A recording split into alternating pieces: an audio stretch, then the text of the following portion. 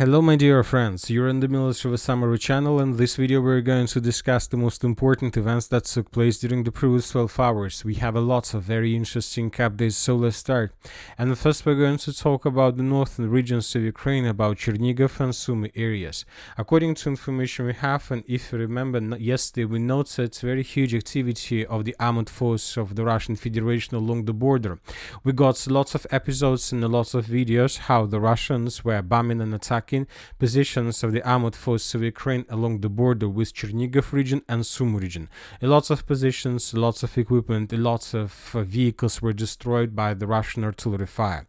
Obviously, all these videos and all these episodes are telling us about one thing. Ukrainians concentrated a lot of units in this part, probably with the purpose to begin offensive operation deep inside of the territory of Russia during the 9th of May, during the Victory Day and parade in Moscow.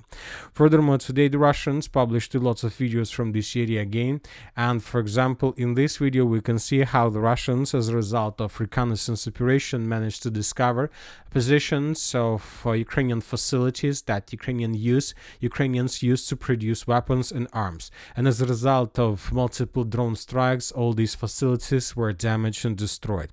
So this is very important video because the Russians, as you can see, are trying to destroy Ukrainian infrastructure in this region with the purpose not to allow them to begin any offensive operation during the 9th of May. But at the same time, we continue receiving lots of very important from the settlement of Tkina.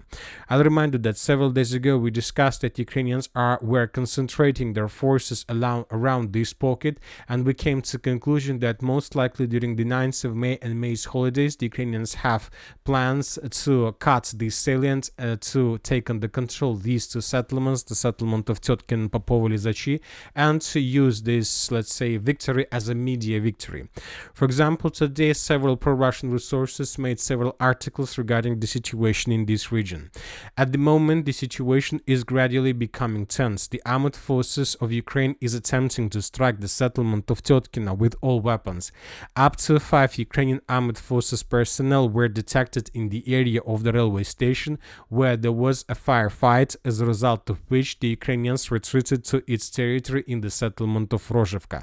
So this article reported that the Ukrainians during the previous 12 hours made first attempt to enter the village of Tkina, but they were stopped somewhere here, and after firefight the Ukrainians were forced to fall back.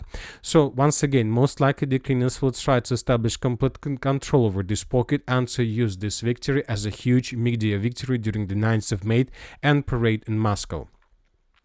Now let's move further and let's discuss the situation in the Constantinoka direction, because from this area once again we got the biggest number of updates, and here we can see the same story as we just discussed in the Sumy and Chernihiv regions. During the previous 24 hours the Russians mainly were concentrated on attacking Ukrainian facilities, military objects on the territory of the settlements of Kramatorsk, Constantinoka, and different towns and villages around this area. In this video, according to information we have, the Russians were bombing and attacking positions of the armored forces of Ukraine that are involved in defense operation of Donetsk, Constantinoka, and Kliban-Byksky pocket. The Russians reported that as a result of this strike they managed to deal significant damage. A bit further in the western direction we have another village by the name of Stepanovka. In this video we can see almost the same story. The Russians managed to discover positions of the armored forces of Ukraine on the territory of this settlement, and then the Russians began bombing and attacking this territory. The sources reported that Ukrainians suffered huge losses. Another video came to us from the settlement of Raiska, the same story, but as for this area we can see not just buildings and facilities, we can see lots of armored vehicles and equipment of the armored forces of Ukraine that were deployed in this area. As you can see, this time the Russians were bombing and attacking this territory with cluster rounds. As a result of attack, Ukrainians suffered huge losses. Once again, as you can see, during the previous night the Russians mainly were attacking Ukrainian positions in this square, so between the settlements Kramatorsk, Slaviansk, Constantinovka. The Ukrainians use this area for let's say concentration purposes. They keep their reserves here, they keep their reinforcements, they have them depots, warehouses, with the purpose to bring as soon as possible additional resources to the line of combat contact in the vicinity of the city of Donetsk and in the direction of Kliban-Byksky, Warsaw, Azova.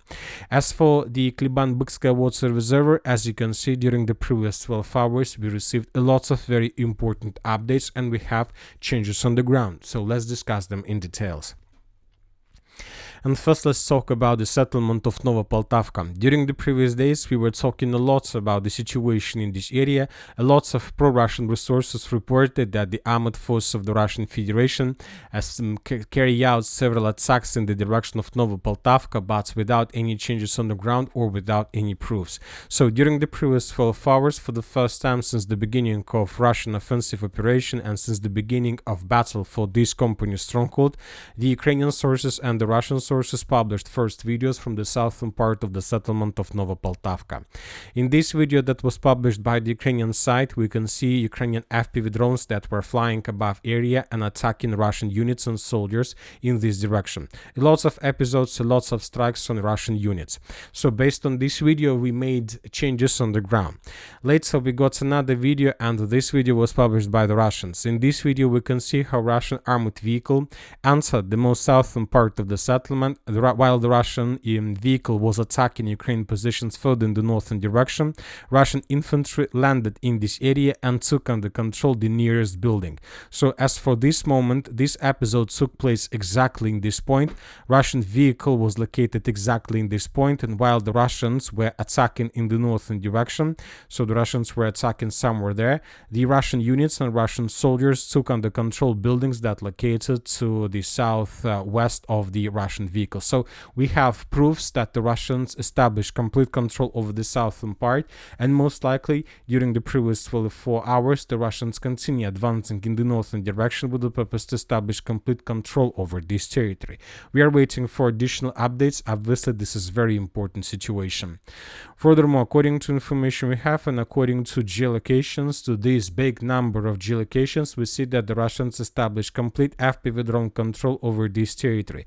Now we see and we understand that most likely the Russians are trying to establish complete control over the settlement of Alexandropol, and the Russians are doing everything they can with the purpose not to allow the Ukrainians to bring additional forces and reinforcements from the settlement of Zarya in the direction of Alexandropol with the purpose to stabilize the situation, because everything that comes in this area the Russians destroy it immediately. We have lots of proofs and we have lots of videos where we can see this. For example, in this video we can see how the Russians were destroying Ukrainian drones above this area, trying to secure this territory and to secure the pass for the Russian infantry and soldiers. In this video we can see how the Russians were attacking Ukrainian soldiers that were moving in the direction of Alexandropol under very heavy fire of Russian drones.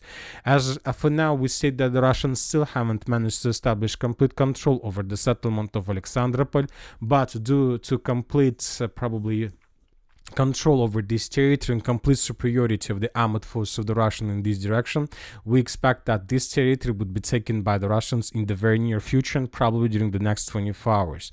At the same time, the Russians continue assault operation in the village by the name of Nova Olenivka.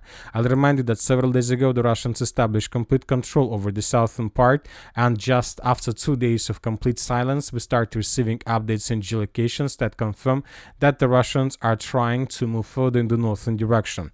The Russian sources published this video where we can see lots of strikes, very heavy clashes, and attempts to clear the northern part of the settlement with the purpose to ease the progress on the ground of the armored forces of the Russian Federation. While the Russians are trying to fight for the western flank of the Kliban-Bykskaya pocket, we see that the Russians intensified and resumed their activities in the most southern part of this pocket as well. Several sources reported that the southern pocket of this Kliban-Bykskaya pocket was completely cut by the Russians, and we have video that confirm this.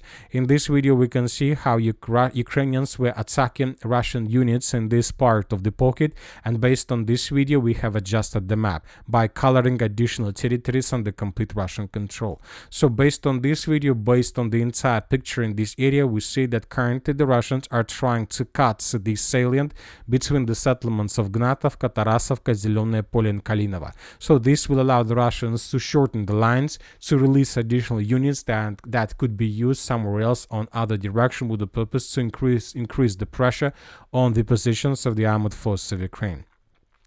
Very important updates and very important details are coming from the settlement of Sherbinovka and the settlement of Novaspa.